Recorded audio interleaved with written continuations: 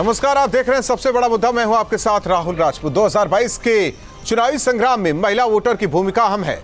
ये संकेत पिछली 3 टर्म के विधानसभा चुनाव के आंकड़े भी दे रहे हैं कि लोकतंत्र के महापर्व में महिलाओं की सक्रियता वक्त के साथ बढ़ी है। यूपी के मामले में तो महिला वोटर्स के आंकड़े सत्ता सिद्धि का अचूक मंत्र है। 2017 में बीजेपी को जिस तरीके से बम्पर जीत मिली थी, एक बड़ी भूमिका इसमें महिला वोटर्स की रही। यही वजह है कि यूपी के समर में कांग्रेस भी प्रियंका के चेहरे को आगे रखकर 40% महिलाओं को टिकट देने का दांव चल रही है। प्रयागराज में प्रधानमंत्री मोदी ने लाखों महिलाओं को पुष्टाहार प्लांट, सुमंगला योजना के तहत डीबीटी लाभ और दूसरी कई सौगातें दी और महिलाओं को बताया कि अब योगी राज में यूपी में वो सुरक्षित है। तो क्या है यूपी में महिला वोटर्स का सियासी असर? 2022 के चुनाव में दिखने वाला है ये। इसी पर आज का सबसे बड़ा मुद्दा।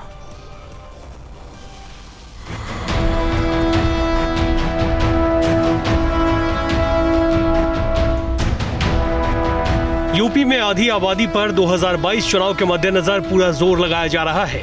एसपी और कांग्रेस, साथ ही बीजेपी सब महिला वोटरों को अपने अपने पाले में करने की कोशिश कर रहे हैं। माफिया राज था। यूपी की सत्ता में गुंडों की हनक हुआ करती थी। इसका सबसे बड़ा भुक्तभोगी कौन था? मेरी यूपी की बहन बेटियां थी। उन्हें सड़क पर निकलना मुश्किल हुआ करता था। योगी जी ने इन गुंडों को उनकी सही जगह पहुंचाया है। सरकार को घेरने के लिए भी विरोधी इसी साइलेंट वोटर को लेकर टारगेट करते नजर आ रहे हैं। सालों से क्यों नहीं की ये घोषणाएं, आज क्यों कर रहे हैं? चुनाव से पहले, क्योंकि महिला जागरूक हो गई है, महिला उठ गई है। हमने लड़की हूँ लड़ सकती हूँ का नारा दिया, महिला उठ गई है, जाग गई है, कह रही है मेरा हक दो। इसीलिए आज नरेंद्र मोदी जी को भी झुकना पड़ा। मैं बहुत खुश हूँ। प्रदेश में महिला टर्नआउट क्यों बढ़ रहा है, इस पर एक्सपर्ट की राय भी जानना जरूरी है। एक परिवर्तन जरूर दिखाई पड़ता अगर आप पिछले 10-15 सालों को देखें। पहले ऐसी महिलाओं की तादाद जो अपनी मन से वोट देती थी, उनकी तादाद बहुत कम होती थी। चुनाव आयोग के 2020 का इलेक्टोरल रोल डाटा देखा जाए तो उत्तर प्रदेश में 14,16,63,646 मतदाता हैं। इनमें से 6,46,13,747 महिला वोटर हैं। यानी उत्तर प्रदेश में एक तरह से 45% महिला वोटर हैं। यही वजह है कि 45% महिला वोटर की इस आबादी पर हर पार्टी की नजर टिकी है। देश के लगभग सभी राज्यों की सरकारों ने महिलाओं को सीधा लाभ देने वाली योजनाएं चला रखी है। ये महिलाओं के भारी टर्नआउट की बड़ी वजह है। बीजेपी ने उत्तर प्रदेश में महिलाओं के मोर्चे पर जिस स्तर पर काम किया है, 2022 में इसी का लाभ बीजेपी को मिल सकता है। Team news state. और हमारे साथ मेहमान प्रियंका कक्कड़ जी, प्रवक्ता आम आदमी पार्टी जुड़ चुकी है। अनिला सिंह जी, प्रवक्ता बीजेपी हमारे साथ जुड़ चुकी हैं। नेहा यादव जी, प्रवक्ता समाजवादी पार्टी जुड़ चुकी है। आप तीनों मेहमानों का स्वागत है सबसे बड़ा मुद्दा में। अनिला सिंह जी, शुरुआत आपसे करेंगे। नारी शक्ति से सत्ता शक्ति, हालांकि इससे पहले 2012 में देखा गया था जो ये वोट प्रतिशत था महिलाओं का, वो अखिलेश के पास था। लेकिन 2017 में ये बीजेपी के पास आ गया। लोकसभा चुनाव की बात करें तो ये वोटर्स, जिसे हम साइलेंट वोटर कहते हैं, आधी आबादी का जो वोट है वो मोदी जी को गया। आपके सवाल इस बात को 2022 को लेकर है, क्या आप लोगों को उम्मीद है कि ये जो कवायद की जा रही है, इससे ये जो साइलेंट वोटर्स हैं वो आप लोगों के पाले में ही रहेंगे या फिर बिखरेंगे? मेरी राम राम सबको। और इसमें कोई दो राय नहीं है कि केंद्र में जब से भारतीय जनता पार्टी की सत्ता आई है और प्रधानमंत्री के रूप में नरेंद्र मोदी जी ने अलग अलग योजनाएं जो महिलाओं को सशक्त करने के लिए शुरू की, जिससे कि वो फाइनेंशियली और सोशली एम्पावर्ड हो सके, जिसके तहत जो है बेटी बचाओ बेटी पढ़ाओ भी था, कि जिससे सेक्स रेशो जो है उसमें सुधार हो, क्योंकि बच्चियां जो है वो कम थी और जो बेटे होते थे वो ज्यादा मात्रा में होते थे, तो उसमें इम्प्रूवमेंट भी दिखाई दिया। तो अलग अलग योजनाएं, चाहे उनको सबसे पहले समझ में आया कि भैया स्वच्छ भारत मिशन के तहत जो है अलग अलग स्टेप्स तो उठाने हैं, परंतु एक शौचालय जो है एक बहुत बड़ी समस्या होती है, खासतौर से अगर ग्रामीण इलाकों की अगर हम बात करते हैं। रात ढले जब हमारे घर की बहन बेटियां माताएं जो हैं खेतों में जाती हैं तो बहुत बार बलात्कार की भी शिकार हो जाया करती थी। तो कहीं ना कहीं एक सेल्फ डिग्निटी को स्ट्रेंथन करते हुए, एम्पावर करते हुए हमने देखा करोड़ों की संख्या में जो है शौचालय बने। हमारे उत्तर प्रदेश में जो है पूरे भारत में सबसे ज्यादा अगर शौचालय बने हैं तो उत्तर प्रदेश में बने हैं। उसी प्रकार से प्रधानमंत्री आवास योजना है, छोटा सा छत भी अगर आपके सर के ऊपर होती है और उस परिवार की महिला के नाम पर वो जगह हो तो वो एम्पावर्ड महसूस करती। तो skill India, stand up India, मुद्रा योजना, जनधन योजना, अकाउंट जो खुल भी नहीं सकते थे तो सेल्फ हेल्प ग्रुप्स, मतलब इतना ज्यादा एम्पावर करने का प्रयास किया गया महिला को कि महिलाओं का विश्वास हुआ। अच्छा, अब एक चीज सबसे बड़ी बात यहाँ पे ये आती है कि जब आप ये कहते हैं, देखिए ऐसा है कि हम महिलाओं के लिए ये करेंगे, ये एम्प्टी वर्ड्स होते हैं, ये खाली शब्द होते हैं। आपको एक मॉडल प्रस्तुत करना पड़ता है, देखो मैंने ये ऐसे किया है और मैं आपके यहाँ भी ऐसे करके दिखाऊंगा। ठीक है, लेकिन नेहा यादव जी 2012 के बाद जो संभाल कर अखिलेश यादव को रखना चाहिए था वो नहीं संभाल पाया, बीजेपी उसे संभाल रही है। बात महिला वोटर्स की हो रही है जिसके दम पर सत्ता लगातार हासिल किया जा रहा है। नहीं, देखिए 4.25 साल उत्तर प्रदेश में योगी आदित्यनाथ जी और 7 साल मोदी जी के कार्यकाल में महिलाओं का पहला बजट पास हुआ है, वो भी उत्तर प्रदेश का चुनाव देखते हुए। मुझे भारतीय जनता पार्टी की प्रवक्ता महोदया ये बताए कि मैं बीजेपी का मैनिफेस्टो लेकर के आई हूँ। इनके मैनिफेस्टो में इन्होंने जो वादे किए थे, चाहे वो भाग्य लक्ष्मी योजना हो, बेटी बचाओ बेटी पढ़ाओ का नारा हो, महिलाओं की सुरक्षा का मुद्दा हो, आंगनबाड़ी कर्मियों का मुद्दा हो, आशा बहुओं का मुद्दा हो, इन सब के लिए जो इन्होंने योजनाएं लेकर के आई थी, उन योजनाओं में से इन्होंने कितना पूरा किया है? बेटी बचाओ बेटी पढ़ाओ के बजट का 80% इन्होंने अपनी एडवर्टाइजमेंट में खर्च कर दिया।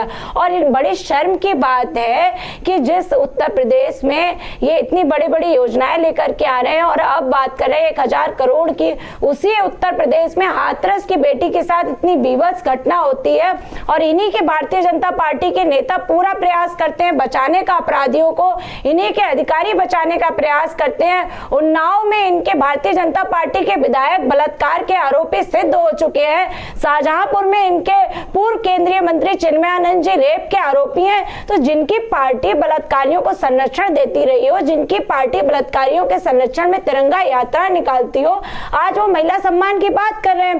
बेसिक जरूरत उत्तर प्रदेश को क्या है?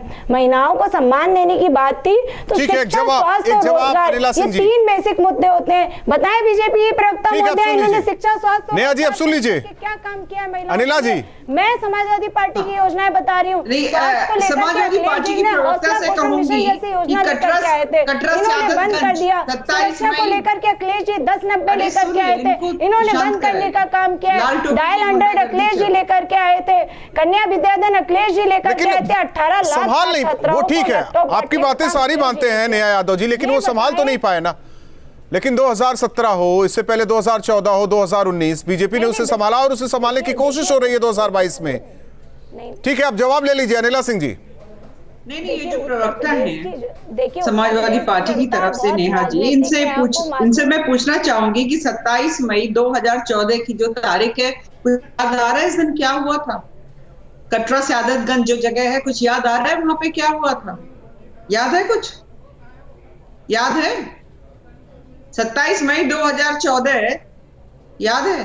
कटरा सादतगंज बदायूं, जब 2 दलित लड़कियों का बलात्कार होकर पेड़ पे लटका दी गई थी और आपकी सरकार थी और आपके जो पूरा पुलिस प्रशासन इस चीज को सिद्ध करने के लिए लग गया था कि बच्चियों ने आत्महत्या करी। पोस्टमार्टम रिपोर्ट पूरी बदल दी गई थी। ये तो भला हो कि आप महिला प्रवक्ता होकर के अपने बीजेपी के नेताओं को डिफेंड कर रही है, बलात्कारियों को सीधे डिफेंड कर रही है। ऐसा करिए, जुडिशरी आपके हाथ में नहीं है। समाजवादी पार्टी की सरकार में उन लोगों पे एक्शन हुआ और आज भी वो लोग जेल में हैं। आपके नेताओं ने तो बलात्कारियों को बचाया, उस बेटी के परिवार की हत्या कर दी, अंतिम दम तक मुख्यमंत्री तक बचाने का प्रयास करते रहे। और बड़ी शर्म है कि आपको नेहा जी अब सुन लीजिए, सवाल उठा रही हैं तो अनिला जी क्या कुछ कह रहे हैं सुन लीजिए, क्योंकि प्रियंका कक्कड़ जी हैं, उन्हें भी टाइम देना हमें। तो मैं नहीं कर पाऊंगी। और दूसरी बात यहाँ पर गायत्री प्रजापति तो बच्चों को नहीं छोड़ा, छोटी बच्चियों के साथ बलात्कार किया है।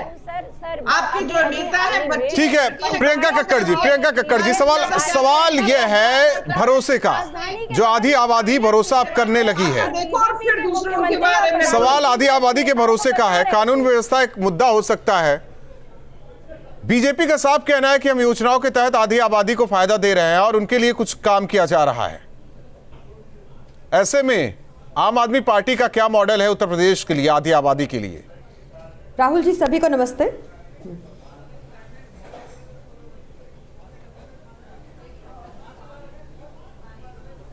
राहुल जी सभी को नमस्ते जी। सबसे पहले तो मैं ये कहना चाहूंगी नेहा जी की बात को ऐड करते हुए और अनिला जी की बात को नजरअंदाज करते हुए कि मेरे हिसाब से नीति आयोग और एनसीआरबी ऐसे इंस्टीट्यूशंस को अब बंद कर देना चाहिए, क्योंकि अनिला जी का मानना है कि उत्तर प्रदेश में लॉ एंड ऑर्डर सिचुएशन बेहतर हुआ है, तो नीति आयोग की रिपोर्ट और एनसीआरबी को खारिज कर देते हैं जो कहती है कि लॉ एंड ऑर्डर वर्स्ट हो गया है उत्तर प्रदेश में, सबसे नीचे के रैंक पे आता है।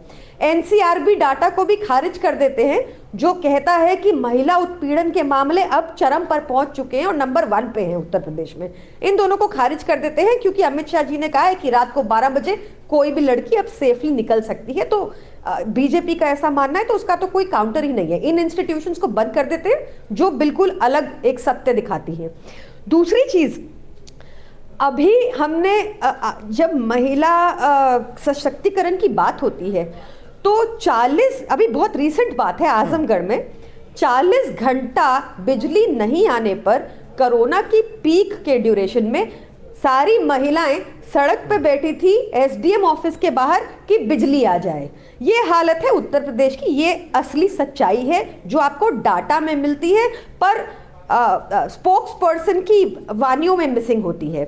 दूसरी चीज आप देखेंगे, एक चीज बहुत अच्छी है कि महिलाओं को मैं सुपीरियर जेंडर मानती हूँ, उनमें समझदारी है। टमाटर खरीदने वही जाती हैं, कच्चा तेल खरीदने भी वही जाती हैं, आप कोई भी और खर्चा निकाल लीजिए सब वही जाती हैं।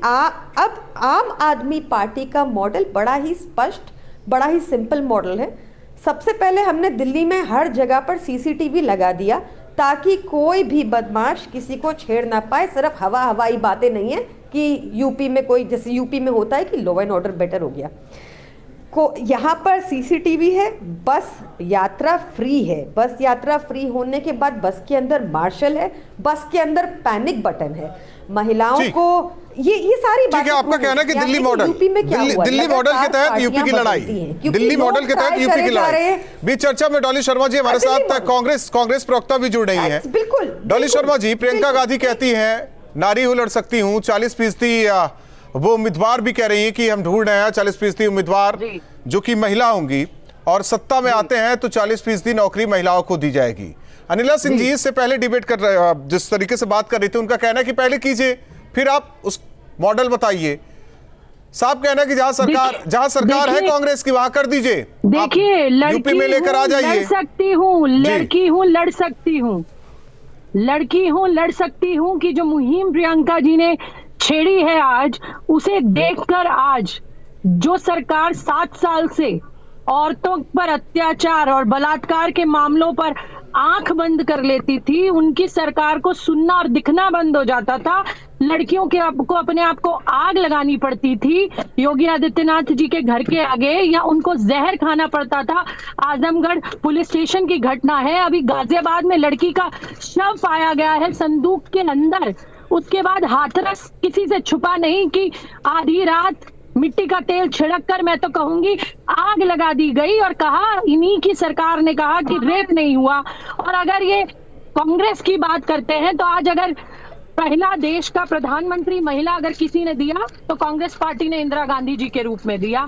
उसके बाद प्रतिभा पाटिल जी पहली देश की राष्ट्रपति अगर किसी ने दी तो कांग्रेस पार्टी ने दी। बात भरोसे की है डॉली शर्मा जी, बात भरोसे की है। चुनाव जाते जाते ये मुद्दे अलग हो जाते हैं और जीत जो है ना उसी रास्ते पर पार्टियां चलती हैं। और राजनीति में जो महिला, अनिला सिंह जी 30 सेकंड में जवाब, 30 सेकंड में जवाब। प्रियंका जी जो कह रही है, प्रियंका जी वक्त नहीं है, 30 सेकंड में जवाब। सीख रहे हैं तो बहुत। कांग्रेस ने किसी भी प्रकार का ऐसा मॉडल स्थापित नहीं किया है जिसको देखकर उत्तर प्रदेश की जो महिलाएं हैं, जो प्रियंका वाड्रा जी क्लेम कर रही हैं, उसके ऊपर विश्वास करें। ठीक है, विश्वास करें। बहुत बहुत धन्यवाद आप चारों मेहमानों का हमारे साथ जुड़ने के लिए। जाहिर तौर पर नारी शक्ति से सत्ता शक्ति बखूबी बीजेपी के नेता जानते हैं, बड़े नेता जानते हैं और केंद्रीय कार्यकारिणी से लेकर राज्य कार्यकारिणी जानती है, क्योंकि 2012 में यही वोटर्स अखिलेश के साथ थे, जीत तय हुई। 2017 में बीजेपी के साथ आए, जीत तय हुई। 2022 के लिए भी यही वोटर्स इन्हीं के पाले में रहे, यानी कि बीजेपी के पाले में रहे।